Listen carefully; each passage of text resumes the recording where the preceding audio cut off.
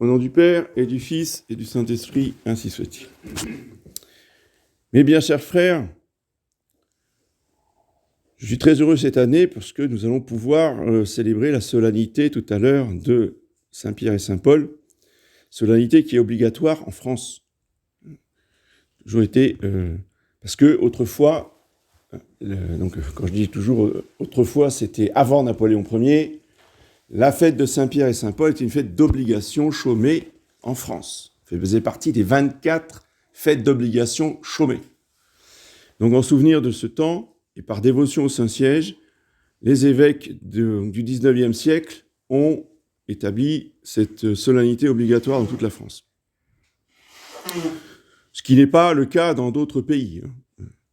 Mais la France a toujours été très très liée avec le Saint-Siège. Malgré la Révolution, il y a des choses qui sont restées, au moins au niveau liturgique. Pourquoi ? Parce que je rappelle que les États pontificaux, donc c'était cette bande de territoires qui traversait le milieu de la botte italienne, avait été conquise par Pépin le Bref et offerte au pape pour être ces États pontificaux. Après la guerre des révolutionnaires de Garibaldi en 1870, ces États pontificaux se sont réduits à un quartier de Rome de 8 km² qu'on a appelé la Cité du Vatican, qui est vraiment un mouchoir de poche, mais qui est tout ce qui reste des États pontificaux de Pépin le Bref.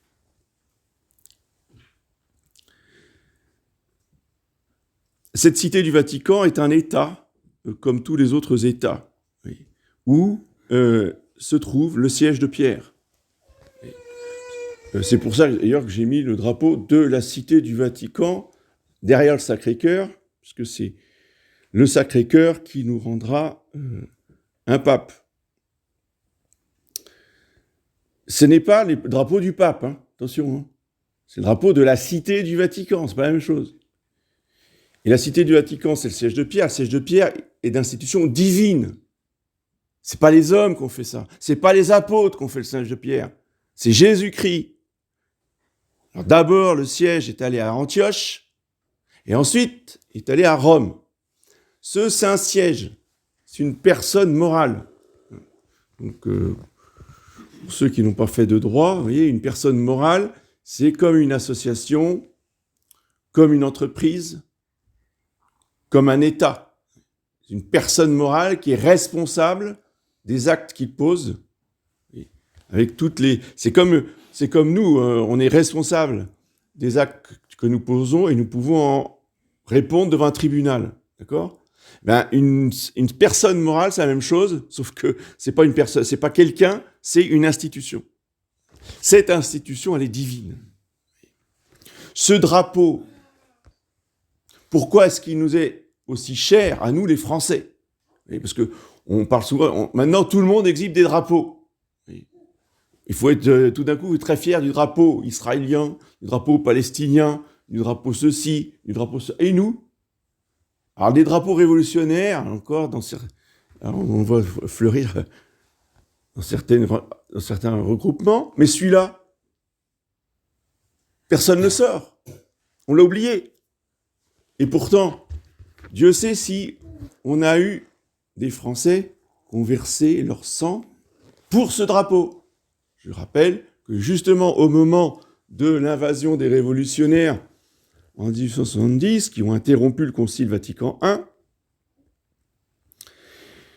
des troupes françaises avaient rejoint donc Rome sous le commandement du général de Charette, avaient constitué le bataillon des Zouaves pontificaux et qui se sont battus, se sont fait massacrer par les révolutionnaires, ils ont versé leur sang pour la défense, pas seulement du pape, pour la défense du Saint-Siège.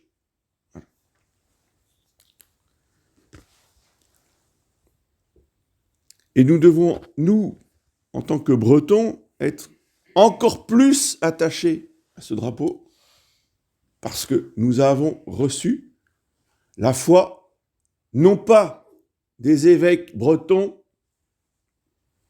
ça c'est une fausse idée qui circule, que soi-disant seraient les évêques bretons, Saint-Tugdual, Saint-Malo, Saint-Brieuc, etc., qui auraient apporté la foi en Bretagne, mais pas du tout. La foi était déjà répandue partout, il y avait des églises partout en Bretagne. La foi a été apportée au 1er siècle, à la fin du 1er siècle, aux environs des années 90, par 2 évêques.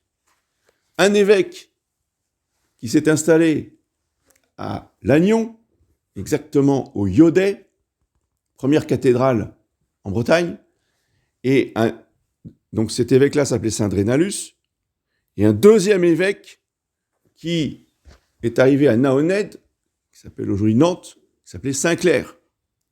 Et Saint-Clair, lui, était directement envoyé par le pape Saint-Lin.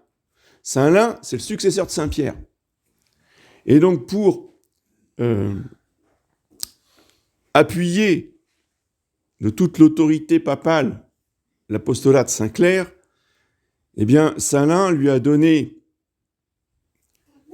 des poils de la barbe de Saint-Pierre, des cheveux et surtout le clou, un des clous qui a crucifié Saint-Pierre, justement sur la place qui s'appelle aujourd'hui place Saint-Pierre, où il était crucifié la tête en bas.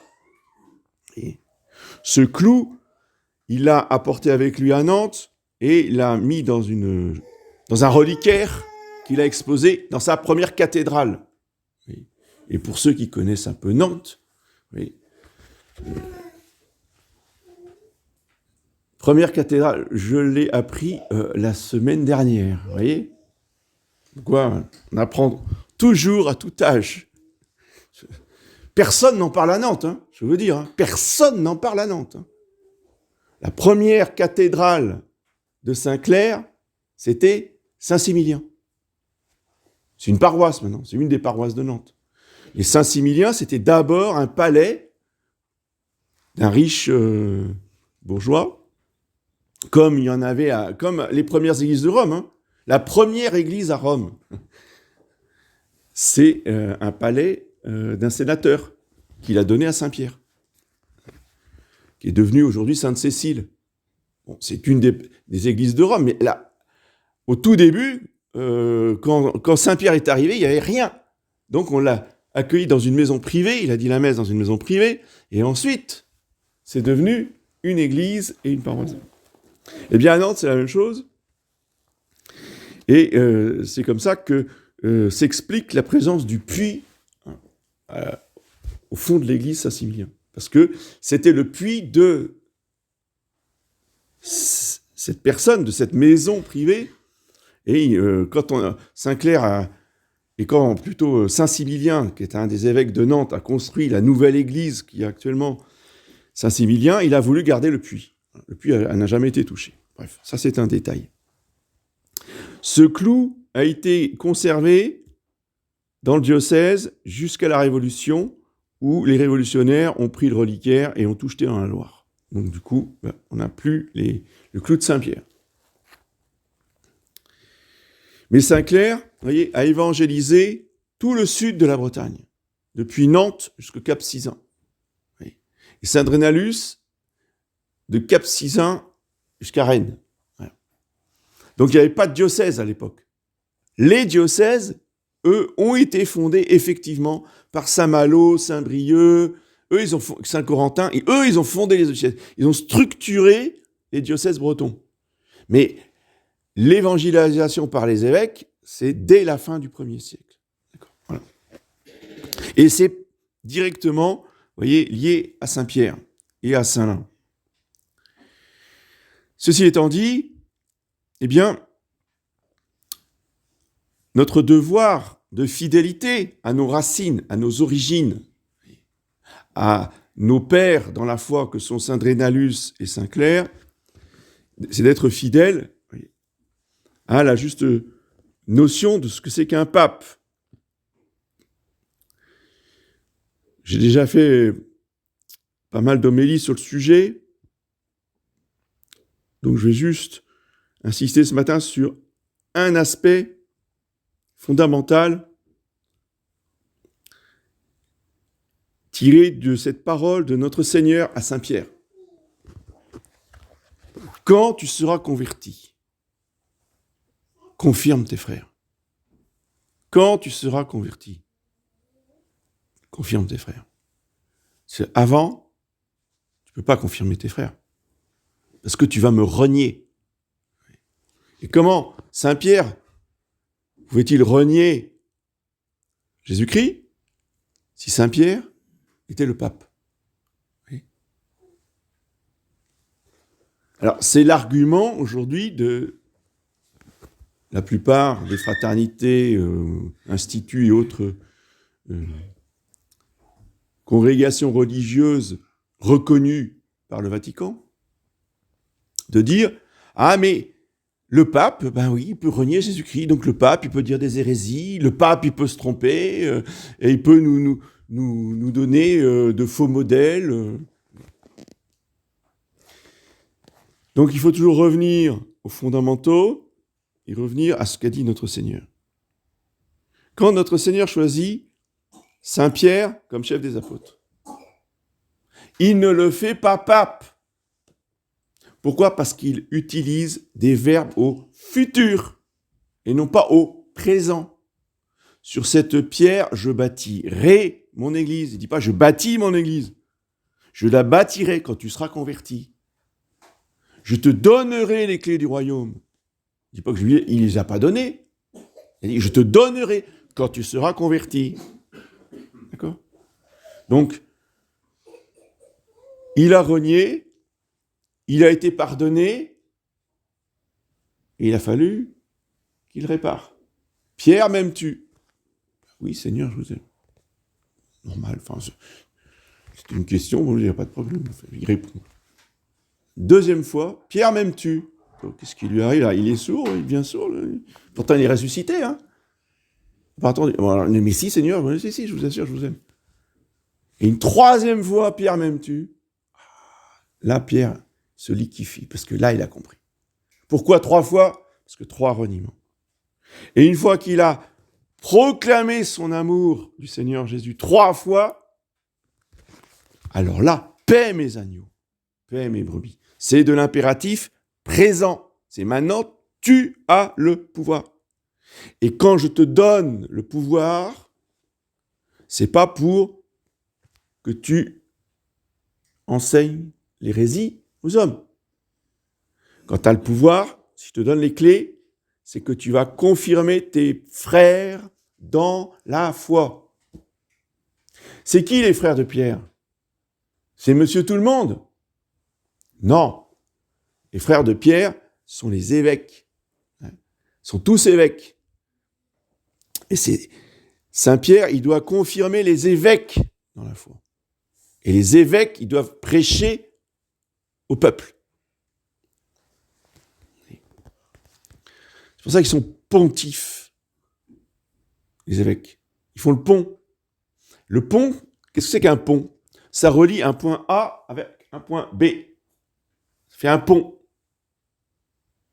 Donc, il y a le peuple chrétien et il y a l'évêque du diocèse, vous voyez, qui fait le pont.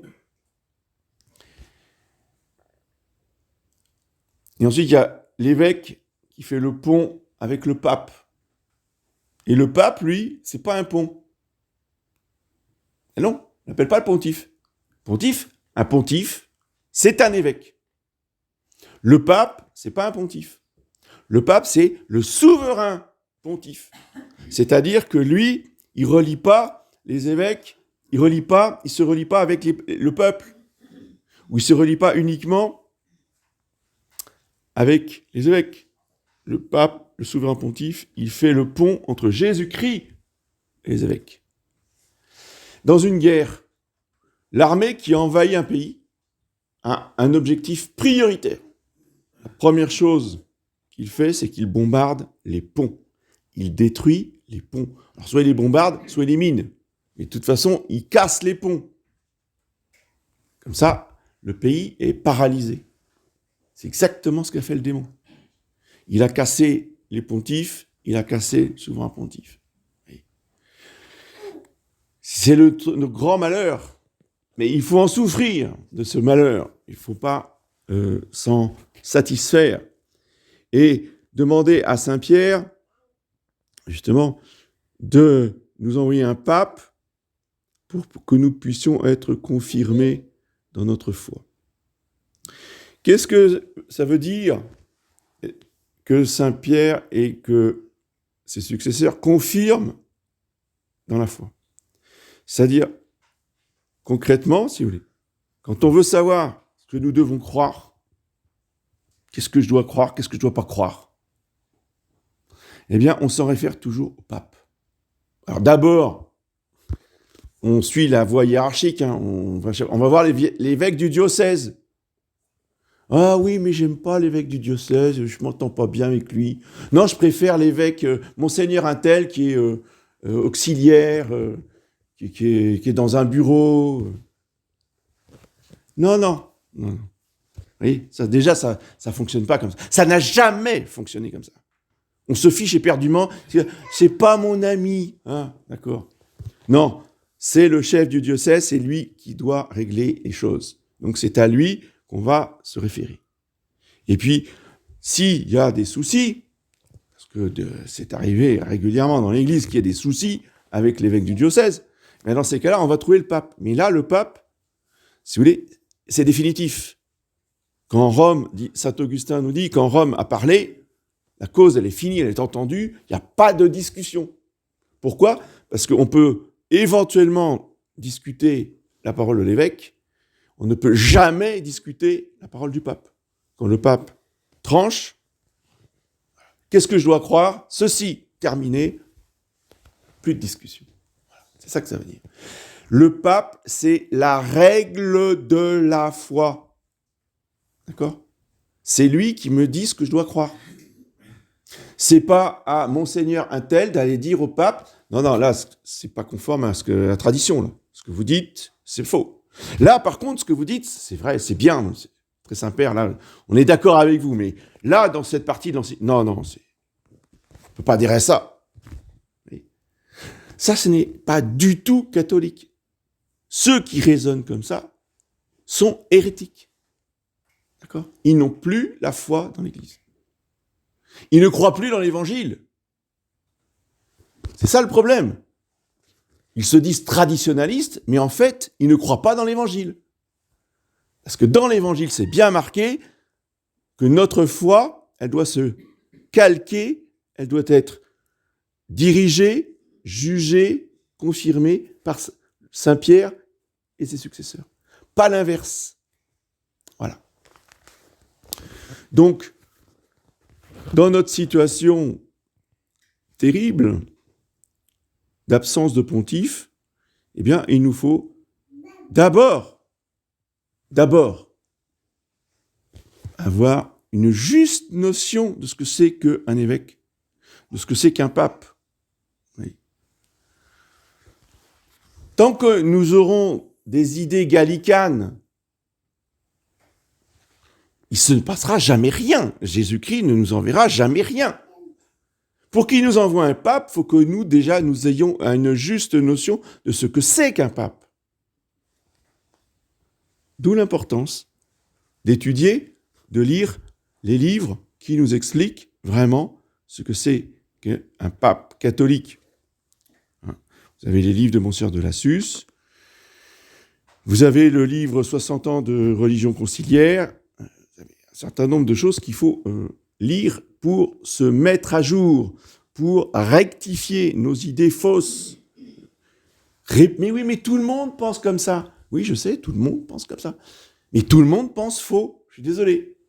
Donc, il faut revenir à l'Évangile et aux auteurs qui nous ont expliqué les choses, parce que ça a été la grande bataille du XIXe siècle, les amis du pape Pie IX, qui ont connu cette guerre révolutionnaire qui a volé au pape les états pontificaux, et eux, toute leur vie d'apôtres, d'écrivains, ça a été de défendre justement la papauté, le Saint-Siège et la juste notion de l'infaillibilité pontificale, qui est absolument cruciale et fondamentale.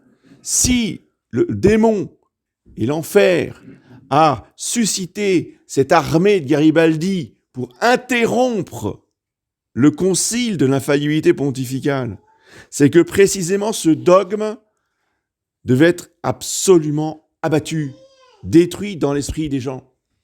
Ça a mis un siècle, mais ils y sont arrivés. Donc à nous de revenir à l'enseignement du Saint-Siège, à l'enseignement du Concile Vatican I, et de revenir à cette petite phrase de Monseigneur d'Avanzo qui parle au nom de Pie IX. Bon, c'est Monseigneur d'Avanzo parce qu'il a signé la réponse, mais c'est pas d'Avanzo, on s'en fiche de Monseigneur d'Avanzo, excusez-moi, tout le respect qu'on lui doit. C'est la parole de Pie IX. Il parle au nom du pape. Et il explique que le magistère ordinaire du pape et de l'Église est infaillible. Ce que l'Église a toujours cru. Il a fallu attendre le 19e siècle pour des évêques ne croient plus dans l'infaillibilité du magistère du pape. Donc Pie IX réaffirme avec force, le magistère ordinaire est infaillible. Le pape est infaillible tous les jours. Compliqué. Tous les jours. Pas une fois par siècle. Tous les jours. On a compris ça, on redevient catholique. Bien. Demandons à la très sainte Vierge Marie et à l'apôtre Saint-Pierre de nous donner un esprit vraiment catholique pour vivre selon les lois de l'Église catholique et pas selon l'esprit moderne, selon l'esprit hérétique qui est répandu partout aujourd'hui. Au nom du Père et du Fils.